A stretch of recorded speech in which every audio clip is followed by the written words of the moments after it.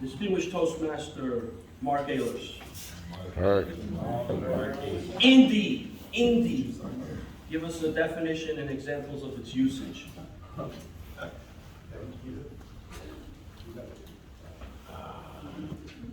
Indeed is a word that means humble. For example, last week I was reading a local magazine and it happened to have a featured story about one of our members. And then when I showed up at the meeting last Friday and saw the member here, he got up for table topics, and his question was, well, what do you do? And the article was about how he had accomplished something in his professional career. And I thought, wow, this guy's gonna tell us what his new position is, and all his accomplishments. But he didn't. He deflected to a different question completely. And I was impressed with his humbleness because it's like a softball. And he could have hit it out of the park, but instead he was indie or humble. And he had great answers. So thank you.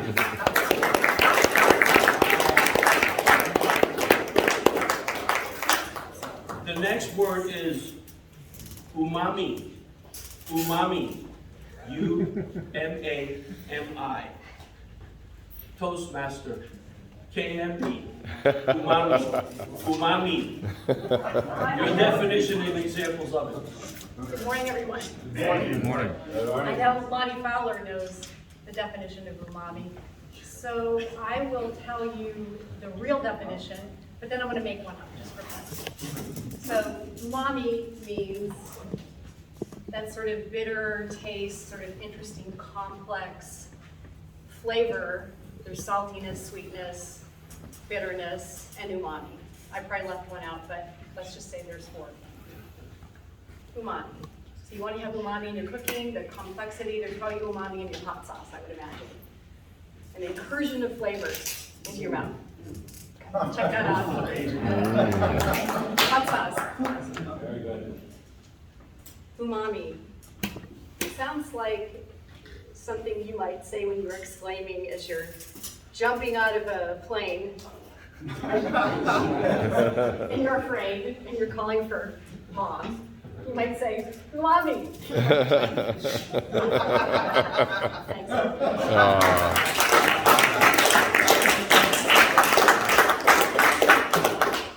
I'm going to switch now here to a different theme.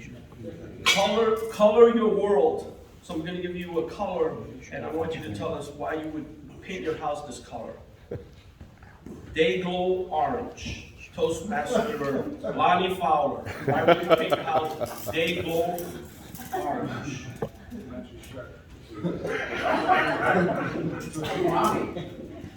I just love the color orange. It matches my hot sauce, actually. My habanero. Thanks for the endorsement. Yeah. The color orange. When we walk in the room with people, liven up with color, why not? It's also my favorite football team's color is orange and blue. Right, Tim Ricky? So I would add a little blue to it and just have that team spirit. So go Bears.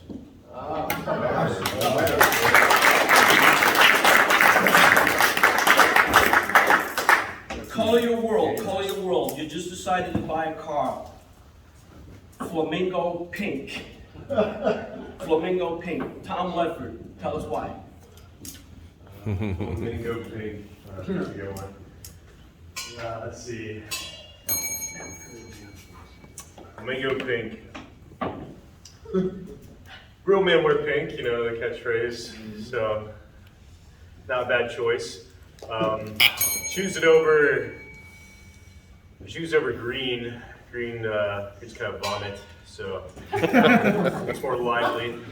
Yeah, pink is more fun. Say, even though as a man, it's a bit of a, not the first choice, but, yeah, let's see. Well,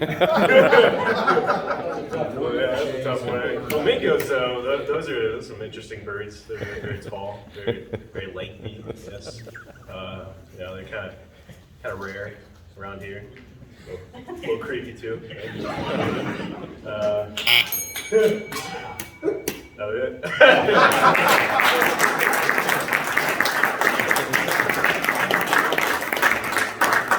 Okay, we're gonna switch to another theme. It's called a second chance. A second chance. Suppose you go back in time and you talk to yourself at age 15. What advice would you give yourself? Toastmaster Roy here. Oh, Roy. You have a minute.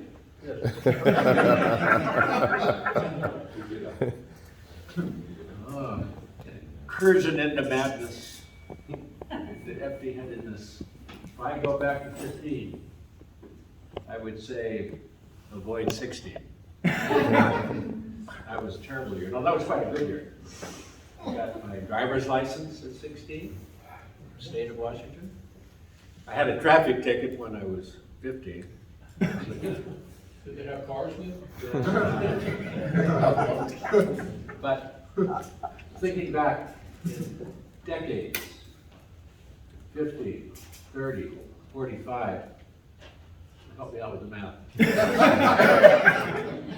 12 teams. 75. They've all been good decades, actually. More or less, more or less. So as you reach the incursion, as you incur into the end of your life, well, that's going to be some time for most of you, think about all the good things that have happened during your life, during your life, during your life, during your life. Thank you.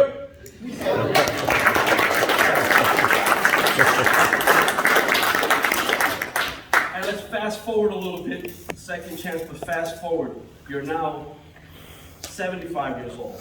Toastmaster Bonnie Patterson. What would I tell myself? What are your thoughts about your life? What we just What talked would I about? tell myself? Okay, fast forward to 75 years old, what would I tell Bonnie right now?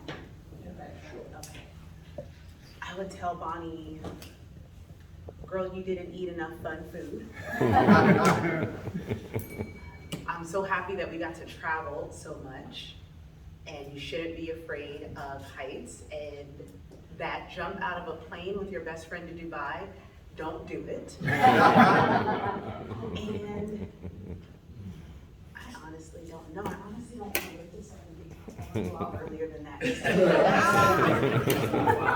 All right.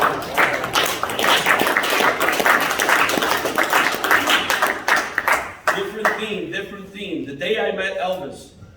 Each respondent tells about a time, real or imagined, when they met a celebrity. The celebrity is Michael Jackson. Toastmaster Benjamin Urrutia. Michael Jackson. We will be your Rudy. Oh, yes. The moonwalker. One met Mr. Jackson. He has been everywhere. Jackson, I believe, is the name of the street here also. But Jackson, the musician, the artist, this is the one that I remember. Yes. And the style, he introduced a new style of dancing. That we in this rock cannot imitate.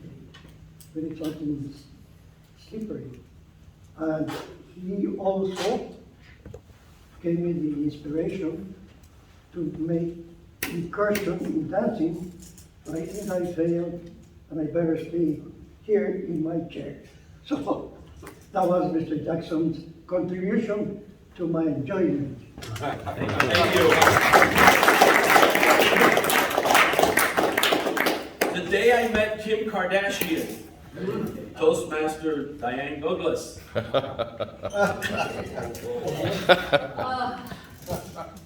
want to skirt in that topic. Oh, my goodness. I tried to avoid the program entirely. But I have to say that she's got a lot of gusto, and she's out there on TV, and thank you. That's what I think about it. So I would not want to be in the program and air out my laundry, you know, to let it dry. No, I don't think so, but I can't say much because I really don't watch the program. It's so plastic. Thank you.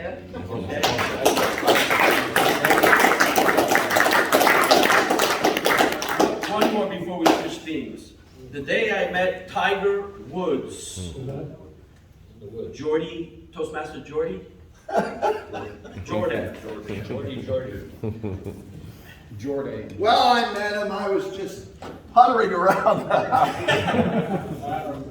Because I didn't want to go to the golf course, you know. I didn't feel like a drive. So it was a whole new experience. It really was. And I hadn't done a whole lot of it, so folks, with the golf thing, I was a little green, I admit it. Got a hole in one of them. I did, Roy. Thank you. You already know. Tiger Woods. I actually never met Tiger Woods, but I did meet a celebrity one time. Back when they had the Tournament of Champions down south of Venice, Florida. It was O.J. Simpson, you know, before he cut left and slashed right. And there he is in the McDonald's about 10:30, brand new McDonald's. And I walked up to him, he's in line getting a burger, and I said, "Are you O.J. Simpson?" And he goes, "Well, yes." And I said, "Well, I'll have you know, I'm Jordan Cabin." And my little brother goes, "And I'm his little brother."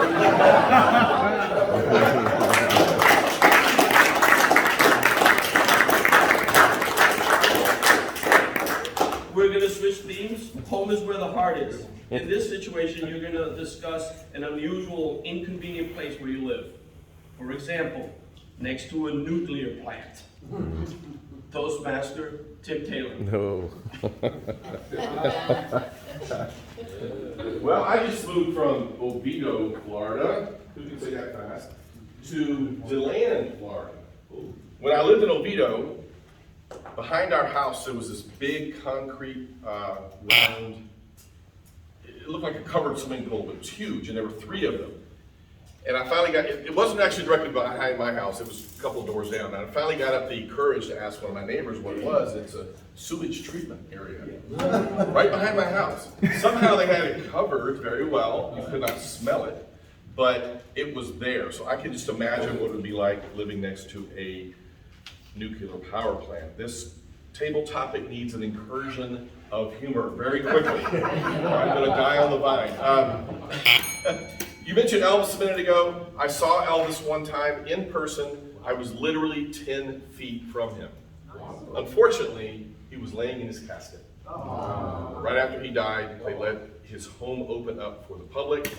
And my friend and I went down there. I just graduated from high school. We somehow broke in line, made it through the line, and I was that far from him. So, those of you that say Elvis is alive, I will have to disagree. Thank you.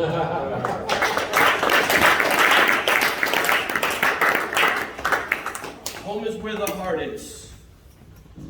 You're living at the bottom of the Grand Canyon. Toastmaster Kim Glader. Bottom of the Grand Canyon. Well, I've actually been to the bottom of the Grand Canyon, and I don't want to live there. There's the Colorado River, of course, but I want to go back to the first word we heard, this word, indie. As far as little used words, it was an incursion of birds in my yard, and I saw them indie bushes through my window nidificate. So how many of you know what the word nidificate means? Nobody. It means building a nest. So that's out of a book called The Superior Person's Book of Words, and you can use it to describe all kinds of things that don't have anything to do with what I'm talking about.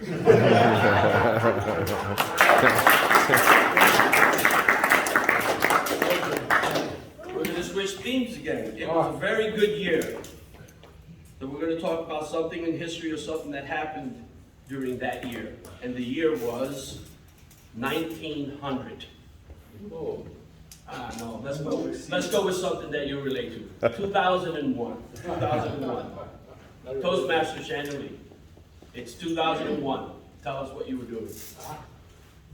Good morning, everyone. So, 2001, not in here yet, but I think I'm in the verdict setting. So, I was working towards my goal of getting more properties in China, so in order to get more wealthy. And I came down here in 2010, so I see the real estate market is going down. But I did not buy anything because I was in a marriage that, makes sense that if I buy anything, I share half of it. So, anyhow, I had a good time in 2001, and also I have had a good time in the United States, and it related to my career. All right, thank you.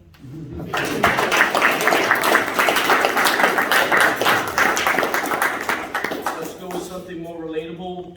The year is 2020. Tell us about what you were doing that year. Toastmaster Lillian and Catalan. Lillian. All right, Lillian. I gave you an easy one, okay? 2020. Tragic that I have out there. What's that? Forget everything. I forgot what I was doing in 2020. This is 2022. We are looking forward. We're not looking back. That's me. I don't look back of anything. I always look forward. Future is bright. You can imagine anything. You can't work back of your life. I hope I work back of my life. A lot of things, if I know now, maybe do a better choice. I wouldn't choose to be a mechanical engineer. If back to the 18th. If back to in Canada, I wouldn't choose to be an accountant, study MBA. You always look for the future, you can't look for the backward. So don't regret anything you choose.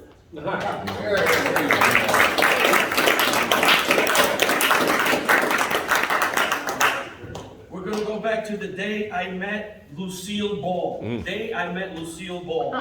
Toastmaster Kathleen Lekadu. Wow. Wow. I met her though, but she was on, Sweet TV.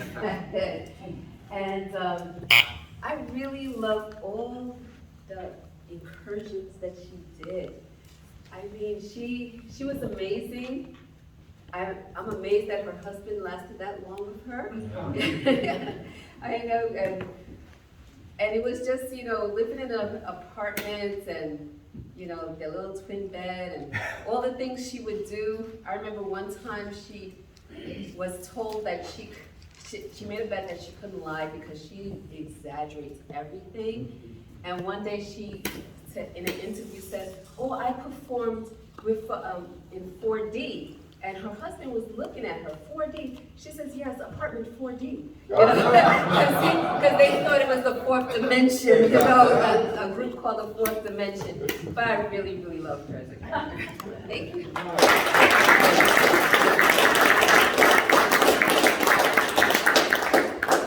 About 15 years ago, I went to Jamestown, which is south of Buffalo, and they had a Lucille Ball lookalike contest. They had 3,700 Lucille Balls. It was an incursion of Lucille Balls. But that's it for the table topics, ladies and gentlemen. Did everybody qualify time? They did. Vote to